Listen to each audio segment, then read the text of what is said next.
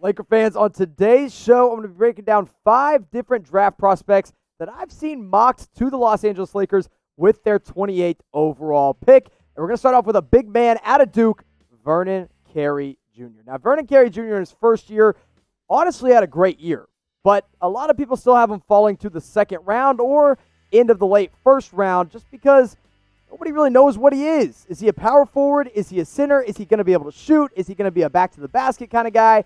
He's got so many different skills, but he's not focused on one particular one. Now, according to CBS Sports, this is who the Lakers are going to pick at 28. The good thing about Vernon Carey Jr., although he is a bit undersized to be a true center at the NBA level, is that he has the ability to transform into a stretch 5. He's got very sound mechanics from beyond the three-point arc, and that showed in his 38.1% shooting from beyond the three-point arc, although it was very limited attempts. In his freshman year as a whole, he put up 18 points per game, 9 rebounds, and nearly 2 blocked shots, but I do not have him in my top 5 true centers in this draft. Onyeka Okongwu is my number 1 center in this draft. The Lakers will not be high enough to draft neither him or James Wiseman. However, after that, it's a big drop-off. I think Isaiah Stewart could go anywhere from 18 all the way down to 30. Same with Jalen Smith. And same with Daniel Oturu, which means, sorry CBS Sports, but I'm taking Isaiah Stewart, Jalen Smith, and Daniel Oturu all over Vernon Carey Jr. at this point in time. Now, maybe we'll see some film, maybe we'll see some workouts, maybe we'll see something that changes my mind, but at this point, I think Vernon Carey Jr. is more of a second-round pick, and if the Lakers are truly looking to draft a center, Vernon Carey Jr. is not the answer, at least not in the first round. Now, maybe early second round if they can move up and get a pick there, but no reason to take him at 28 overall. So I'm going to pose this question to you, Laker fans, as you sit here and watch me break down all the different players that have been mocked to the Lakers, and I know it's early. Things are going to change. My mock draft is definitely going to change. But in the draft, with their 28th pick, what position should the Lakers be focusing on? There's really 3. You can choose a guard, a wing, or a big man. Type it out in the comment section. So you're probably going to get hit with the YouTube ad break, but that gives you more than enough time to scroll down and let your voice be heard. Now, maybe you just typed a G for guard. Well, a guy who might fit that bill, Cassius Winston out of Michigan State. Here's the deal. The reason Cassius Winston isn't a lottery pick is because he's 22 years old and he's been in college forever. Another thing that I do not like about Cassius Winston, but doesn't really hold me back from taking him in the first round, is the fact that he's averaging 3.2 turnovers per game in college as the primary ball handler at Michigan State. The best thing about Cassius Winston is that he can get his shot off wherever he needs to. He's a great shooter off the dribble, and he creates very, very well from his teammates and has an incredibly high basketball IQ. However, there's another upperclassman guard that I do like better for the Los Angeles Lakers. And I'm sorry to all these draft quote-unquote experts that are making these picks for the Lakers, but I'm poking holes in all your arguments. Tre Jones out of Duke, probably going to be available at 28. And if the Lakers really want an undersized, older point guard out of college, Tre Jones is the way to go. Tre Jones put up 16 points per game, 4 assists, 6 rebounds for an undersized guy, and shot better than 36.1% from 3. He's also less turnover prone than Cassius Winston is. So if you're going to pick between these two, please pick Tre Jones. Now, it would not hurt the Lakers to take a guard. Definitely not a point guard in this draft because you look at what they have under contract this upcoming offseason, and things could get a little dicey. Obviously, LeBron James is your primary ball handler. He is the quote-unquote point guard of this team. But Avery Bradley could be gone. He's got a player option. Rajon Rondo could be gone. He's got a player option. He might be better suited playing somewhere not in the NBA. Alex Caruso has got 1 year left on his deal, and same with Quinn Cook. And neither of those guys are starting caliber point guards on a championship caliber team for the Los Angeles Lakers. So maybe it's time to start developing one of these young rookie point guards. So I laid out my argument. I'm picking Tre Jones, who's also a much better defender, although he is undersized, than Cassius Winston. So I'd be typing TJ here over CW, but let me know what you guys think. If you'd rather take Tre Jones out of Duke, type TJ. If you'd rather have Cassius Winston, type CW. I'll be typing my TJ for Tre Jones. Now, one of the smartest things you can be doing right now is just simply wear a mask. And it's also one of the easiest things.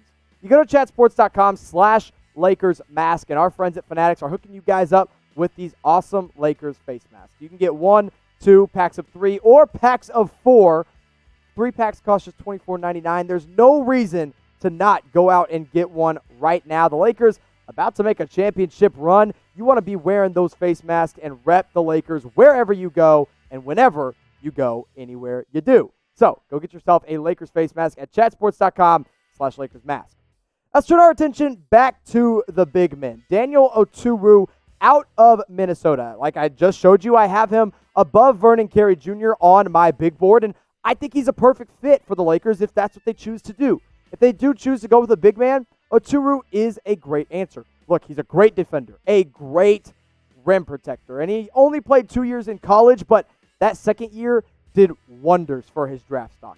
Had he come out as a freshman out of Minnesota, he probably would have gone undrafted or maybe end of the second round, but now he's basically a surefire first-round pick and could be there for the Lakers at 28. This year at Minnesota, 20 points per game, 11 rebounds. As I said, great rim protector, 2.5 blocked shots, and finished 56% of his shots that he took. He's not going to be the stretch 5 quite like Vernon Carey, but he could be better at some point in his career because he's still just a sophomore in college.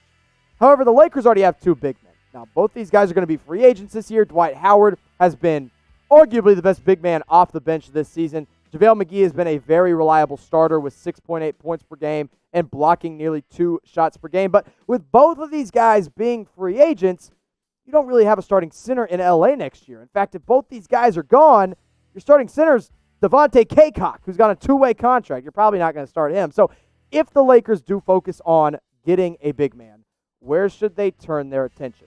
If you think they should turn their attention to drafting a big man, type D. If you think they should just go ahead and re-sign one of the guys they already have, or maybe go out and sign another big man somewhere else, type S in the comment section below. I think re-signing a JaVale McGee and or a Dwight Howard should take priority over drafting a big man like Daniel Oturu out of Minnesota. So we go guards. We've talked about bigs. We haven't talked about any wings yet, and that's where ESPN has the Lakers going with Tyler Bey out of Colorado. All 3 years that this kid was at Colorado, he was an outstanding defender. His three-point shot first 2 years, not good at all. And then junior year, he changed up some mechanics. He got with a shooting coach, and he took a great step forward. Now, still didn't take a lot, but the ones that he did take, he made at an over 38% clip at Colorado. He's also, at 6'7", an incredible rebounder for his size at 9 rebounds per game. The reason he's going to fall to the end of the first round, or in my opinion, probably early second round, is the fact that he is a junior. He's a little bit older. He's not a great scorer at 13.8 points per game, but his stats speak for themselves when it comes to defensive play. As a wing, he averaged 1.2 blocks per game and 1.5 steals per game in his junior season. He's a good athlete, and he has the potential, if that three-point shot proves true, to become a truly great 3-and-D player in the NBA. I think his ceiling is probably starter level, not somebody you want a piece of your long-term core. But the Lakers got some wings under contract right now, but they're a little bit shaky. Of course, you got LeBron James, but I wouldn't even call him a wing at this point in his career. He's more of a point guard. Danny Green has been hot garbage all season long and in the bubble, and you're paying him $15 million. Kentavious Caldwell-Pope has had his ups and downs, great in the regular season, not so great so far in the regular season, and he's got a player option that I would expect him to opt into, but if he opts out, maybe a guy like Tyler Bey out of Colorado could make some sense for this Lakers team. So I've laid out 4 guys already. I've got one more for you before we get out of here. I want to ask you guys a question. Who is your favorite prospect in this year's draft? Now, I know you Laker fans are not as focused on the draft this year as you have been in recent years because Lakers are one of the best 2 teams in the entire NBA right now. They don't really need to focus on this draft. But let me know in the comment section, who is your favorite draft prospect this year? Not just for the Lakers, but as a whole.